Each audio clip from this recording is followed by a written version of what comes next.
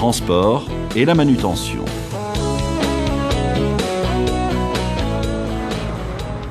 Le transport de préfabriqués d'usine demande une organisation rigoureuse. C'est dit la SRC, là, le chantier de Louléen. Pour demain, là, vous m'envoyez bien la 10, la 11, la 12 et la 13, là, en prédale. Le chef de chantier confirme le transport, la nature et l'ordre de chargement, ainsi que l'heure de livraison. Il planifie les prochaines livraisons. Le gabarit et la forme du plateau de la remorque sont adaptés au type de préfabriqué.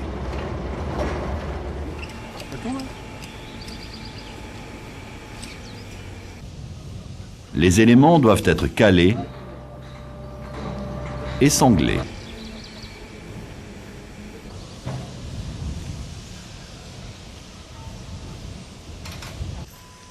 Un amarrage du panneau assure sa stabilité pour la phase de déchargement. Une zone de stationnement est prévue et organisée.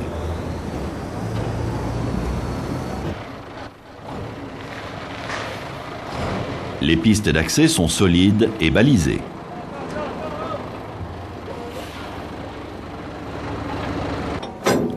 La zone de déchargement doit être plane et horizontale.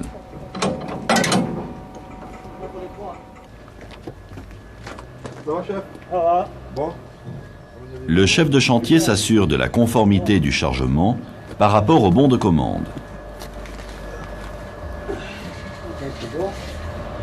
Il contrôle visuellement l'état du chargement.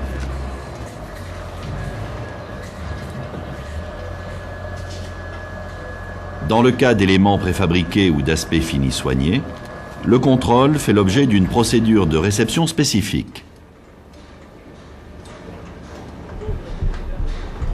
La manutention des pièces préfabriquées est délicate. Elle doit être effectuée par des personnes qualifiées.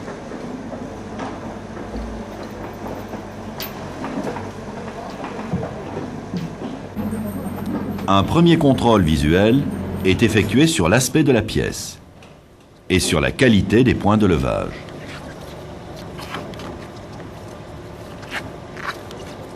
Il existe plusieurs systèmes d'ancrage pour la manutention.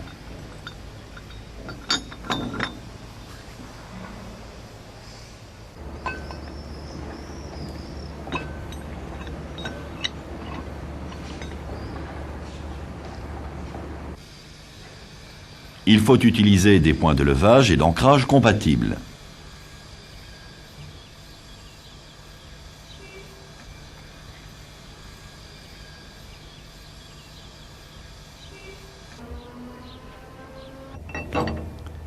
Ici, la partie mobile n'est pas totalement vissée. Un dépôt de ciment bouche le fond de la douille. La totalité du filetage n'est pas utilisée. Lors d'une traction importante, le filetage lâche. Un bouchon plastique protège la douille.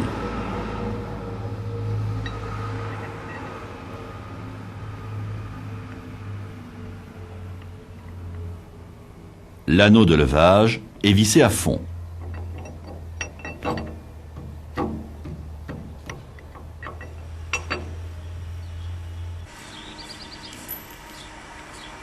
Les douilles servant à la stabilisation ne doivent pas être utilisées pour le levage.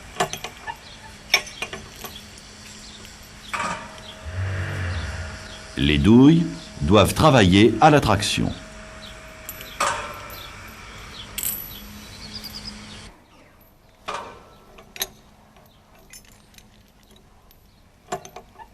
Ici, la douille travaille au cisaillement. La douille se déforme, le filetage lâche.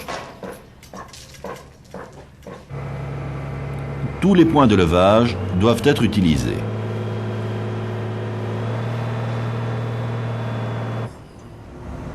La variété des éléments préfabriqués oblige à utiliser du matériel de manutention approprié et en bon état.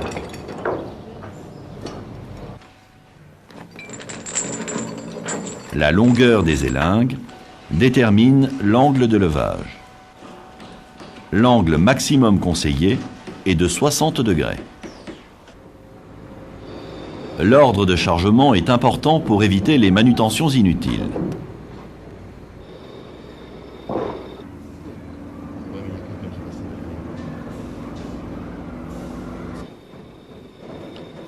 Le déchargement est alterné pour maintenir l'équilibre de la remorque.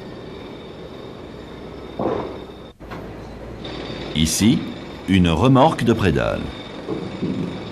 Toutes les prédales de l'avant de la remorque sont déchargées.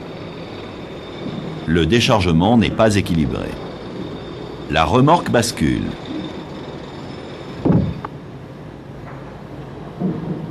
Ici, une remorque de façade. Tous les panneaux d'un même côté sont déchargés. La remorque se renverse.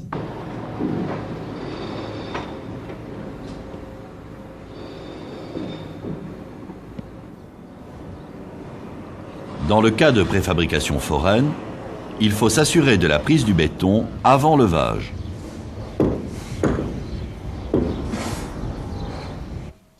Il faut s'assurer que le préfabriqué n'est pas relié à son coffrage ou au support.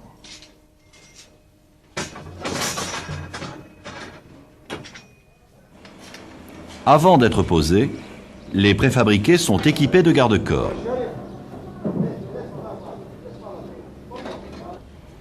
Les éléments sont équipés de cordes pour faciliter leur guidage.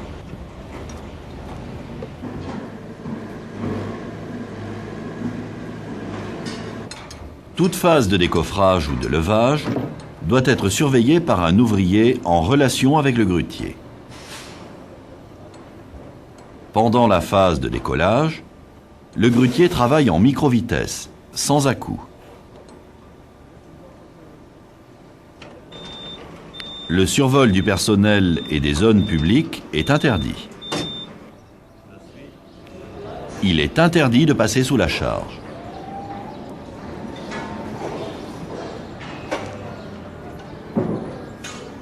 Pour éviter les pertes de temps et les risques de détérioration, il est préférable de poser directement.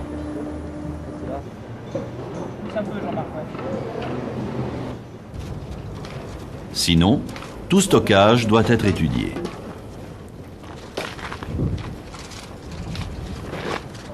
L'air doit être plane, stable, à portée de la grue et si possible proche du lieu de pose. La zone doit être délimitée. La position et la forme des bois de calage sont adaptés au type d'élément.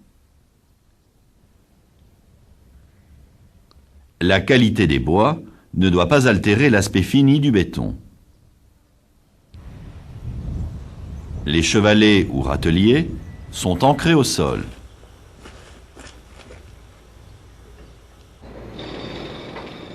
L'ordre de pose conditionne le stockage. Ici, l'ordre de pose n'est pas respecté au stockage. La manutention de l'ensemble des prédales est nécessaire pour placer la première.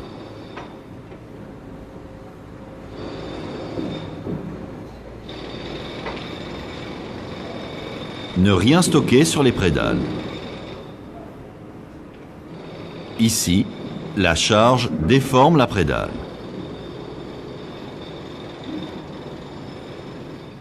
L'étiquetage doit toujours être visible.